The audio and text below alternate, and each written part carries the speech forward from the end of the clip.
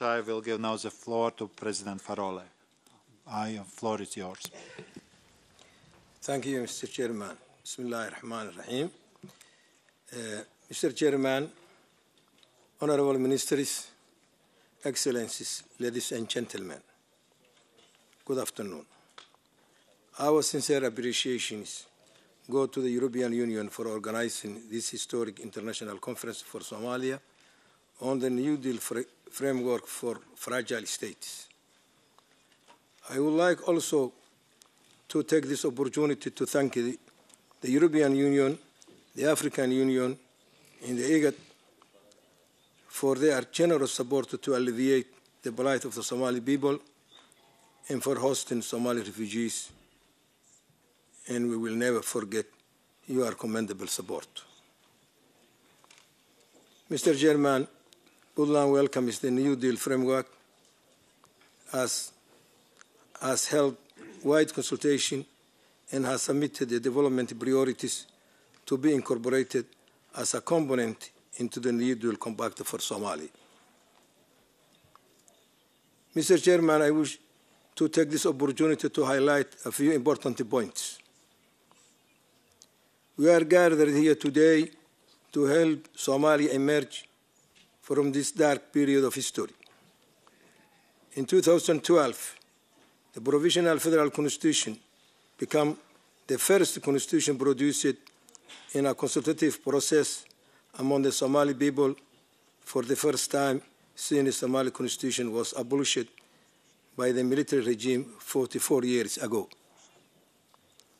This marked a moment of hope and optimism that Somalia will begin to re-emerge from the path of self-destruction and a national agony. Somalia opted for federalism as it offers the only viable option to reunite the fragmented regions and territories of Somalia. Indeed, federalism is itself a model for reconciliation and prevents abuse of power at the center by a military dictatorship or a small extremist cult.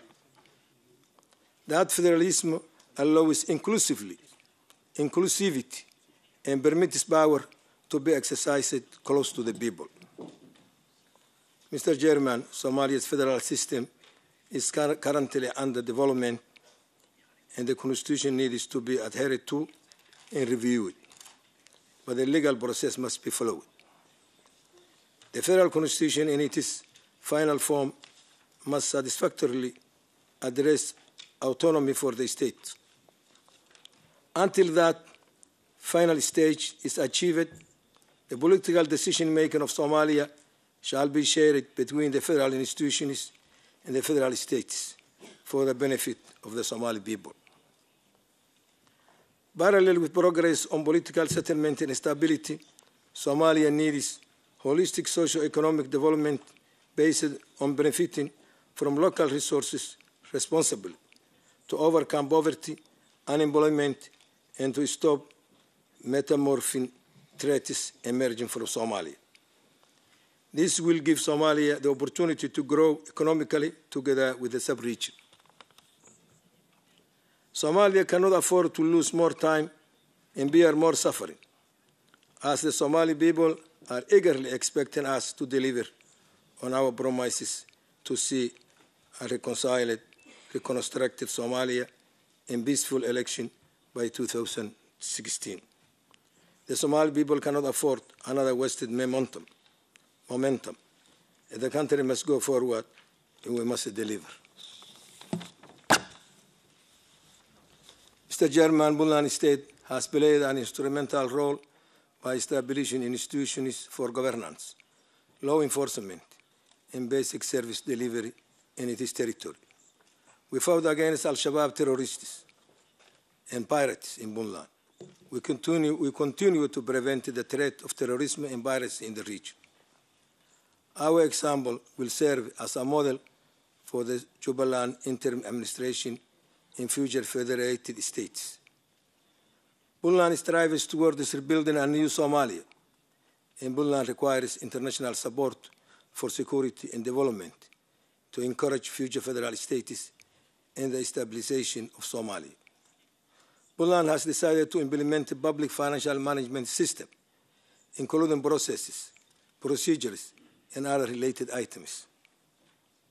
Mr. Chairman, Somalia, in its current situation, needs the implementation of a political timeline agreement of 18 months to accelerate formation of states, finalize the federal constitution, and fully implement the federalism system in the country. The time has come to unite behind a common purpose of rebuilding Somalia and implementing agreed-upon principles. It is a time to build a national cohesion for political and socio-economic development, which requires political will and courage of Somali leaders. Mr. Chairman, my national vision is the rebirth of a new Somalia that enjoys full peace, is a respected member of the community of the nations, self-reliant, respects human rights and gender equality, that brings hope to its citizens and attract voluntary repatriation of Somali refugees.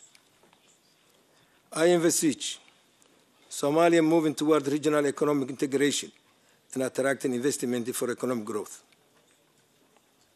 As the President of Puntland, a veteran of Somali national peace process, and one of the roadmap signatories to end the transition in Somalia, I make myself available to work with other Somali entities, including the federal government, willing to contribute positively to all efforts to restore the fragmented Somali nation state. Mr. Chairman, finally, I take this opportunity to remind the conference participants that while Puntland strongly encourages strict checks and supervision to ensure legal transactions and prevent security risks, we appeal to Western countries in the wider world not to disrupt the Somali money transfer system, as millions of Somalis in Somalia, in refugee camps, and students around the world studying abroad on the Hawala system for their livelihood and future. In conclusion, I repeat my appreciation to the European Union and the wider international community, front of which is the African Union, who have provided security forces to Somalia to stabilize in IGAD countries, and appeal to you to stay close by the Somali people as we undertake these vital steps to secure peace and stability in our country. Thank you for your patience, and God bless.